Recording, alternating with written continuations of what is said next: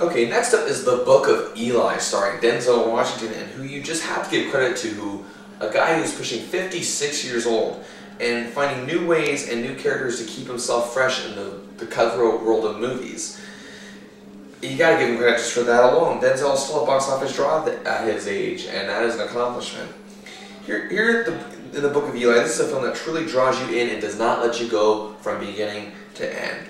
And with its careful storytelling to its characters. A lone wanderer by the name of Eli is of course played by Washington. He's been walking in the post-apocalyptic somewhat America for the last 30 years, making his way to the sea. Why it's taking that long, I really don't know. I really don't care to explain it, but I'm guessing in a world, in a setting like this, I'm guessing he's met a few obstacles along the way. That's the only assumption I can really make.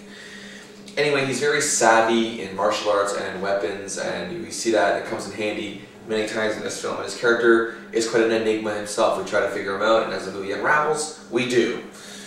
I just gotta say too, the world has pretty much been overrun with roaming gangs and young kids and stuff like that. It's the thing that wiped out most of the population, wiped out most of the older people. That's why Eli is pretty much probably one of the oldest people on the face of the planet. Another thing too is that he, however, finds himself in this forefront of the story, obviously, in a western town run by Carnegie, played very well by Gary Oldman, in a very entertaining performance.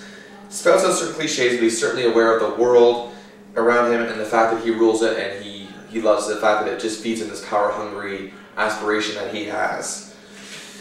Now, Carnegie sells his family pretty much as his abused wife, played by Jennifer Beals of Flashdance fame back in 1983, and her prostitute daughter, played very well by Mila Kunis, who seems to have the good-looking girl in action films thing down-packed.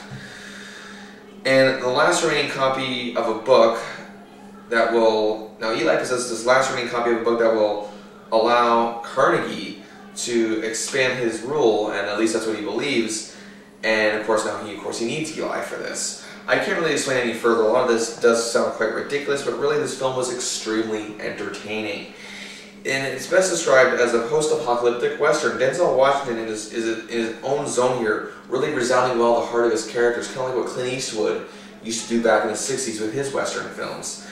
Now, I also like the fact that Tom Waits pops up here, so that's always an added bonus, but enough of that. The Book of Eli is definitely, I guess you could say, a way of referring back to the old westerns in certain aspects and dynamics of this film, but it does it in a way that it's in a modern post-apocalyptic sense. I know that sounds like an oxymoron, but hopefully that makes sense to some of you.